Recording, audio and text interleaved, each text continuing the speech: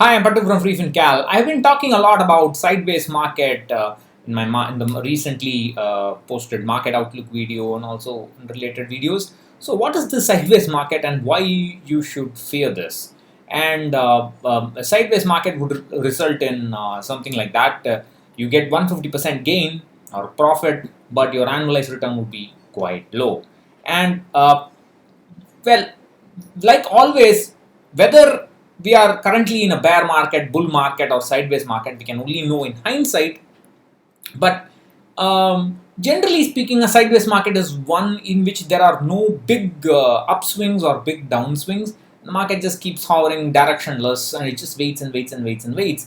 One of the biggest sideways market we've had was after the Harshad Mehta scam between 1992 to 2002. That was our last decade. The Sensex never went anywhere and the government was bankrupt. EPF, PPF was 12%, and the stock market pretty much gave no returns at all. That was the time our economy was opening up. One of the most bizarre examples that I usually give, and I just gave this in my Tamil video, is the on 30th March 1992.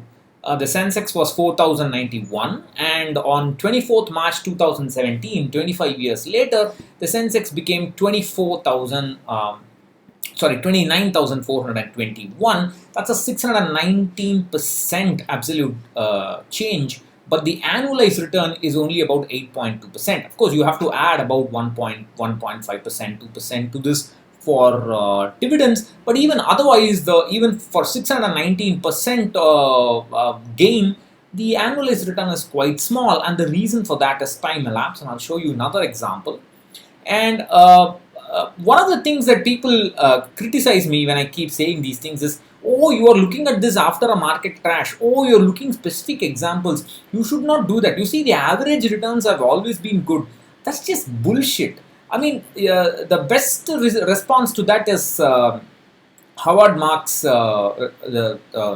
response to this. I mean, quote for this: "Never forget the 6 foot tall man who wanted to cross a stream that was 5 feet deep on average. It's not sufficient to survive on average. We have to survive on the bad days. So we don't know what will be the worst kind of return that we will get, and we have to be prepared for that." This is something that I've said again and again and again in my videos. Another example is the Sensex was 4,084 on February 22nd, 1994, and it became 20,464 on February 17th, 2014.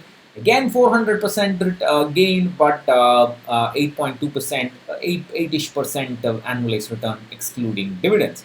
The reason for that is if you see this blue dots, that's the actual journey of that that 20-year, 25-year period, the movement of that money that's invested, of that lump sum that was invested. Don't start saying the SIP will be different. No, it will not be different. I have shown that several times. So that's the journey, and when you calculate the annualized return, you do so in hindsight. And when you do so in hindsight, you are assuming a smooth, uniform, nice increase, and that is that smooth, uniform, assumed increase of that 8.2% annualized return. Notice that the initial points and the final starting points and final points of the two dots, or the brown dots and the blue dots, are the same. So what you are basically doing is you are pushing under the carpet the actual volatility of that journey. And if you look at this journey, most of the time was spent basically in zero gains. Then the gain shot up, then it fell due to the 2008 crash, then it recovered, and so on. So time is being lost. That's again time value of money being shown here. And it doesn't matter whether you get 1,000% gains or 600% gains or 6,000% gains. What matters is how long did it take for you to get those gains. You may say, oh, all this is because of you have not included dividends and so on. I will give you a more recent example. And I have again cherry picked this. This is the Nifty movement, and I have picked two dates. After the 2008 crash, but before the 2020 crash. So there's not much major crashes in between in these two periods. And so this is between September 18th September 2009 to 15th September 2019. That's a 10-year period. 150% gain in the 10-year period. The Nifty movement has been 150%, but the annualized return including dividends is only 9.6%. So the reason again is this sideways market. Then it moved up, then it fell down, then it moved up. So This is the problem. It just keeps you. I mean, you have very little control about it. People say, "I will book profit. I will walk through the rain and escape between the raindrops and manage myself without getting wet and all that." That's just nice talk, but that just doesn't work in reality. I'm not saying the market cannot be timed. The market can be timed, but it cannot be timed for higher returns. It can be timed for lowering risk. That's something that I've shown, like yesterday's video. I don't want to keep talking about the same thing again and again and again. Now, the point is, there is absolutely no relationship between the absolute gain and the annualized return. This is a 10 rolling returns for 10-year period between June 2009 and June 2020 for the Nifty. You can see the absolute gain is in this axis, the XIRR is in this axis, in the right side of the axis.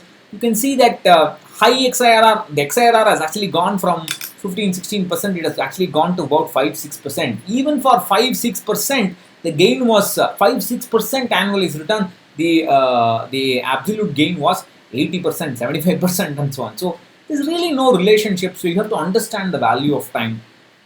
The problem is sideways market is a double-edged sword. It is a opportunity, especially when it happens at the beginning of your investment. That's a time for you to invest. But then, if it extends for too long, it is not your friend and it can destroy your gains. So you have to be very, very, very careful about this when you invest. Again, you have to understand it in a very contextual way.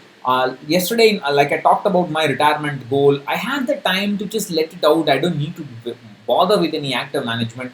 Whereas I had to actively rebalance my son's portfolio because the time was not, the time constraint was very, very, very different. So my suggestion is a sideways market is a very good time to invest, especially when you are at the early start of your career. If you're a young earner, this is the time for you to start investing. But then you have to have a plan, same bhajan. Have a plan, have asset allocation, vary the asset allocation, do all that again and again, same bhajan. I'm not going to say anything different, but you have to be aware of this and just not just keep waiting. Profit booking, market timing is not the answer for you to get better returns. I don't. How many times I've said it, I don't know. I have made videos on this. I've done backtests on this. It's not the. It is not a solution for getting more returns. It is a solution for lowering investment risk. Just like absolute gains and annualized return are not correlated, risk and annualized return are also not correlated. You can have lower risk and get a good annualized return, or the other way around, however way is possible. So that's what I wanted to say. Yet again, one more time. We'll catch you later.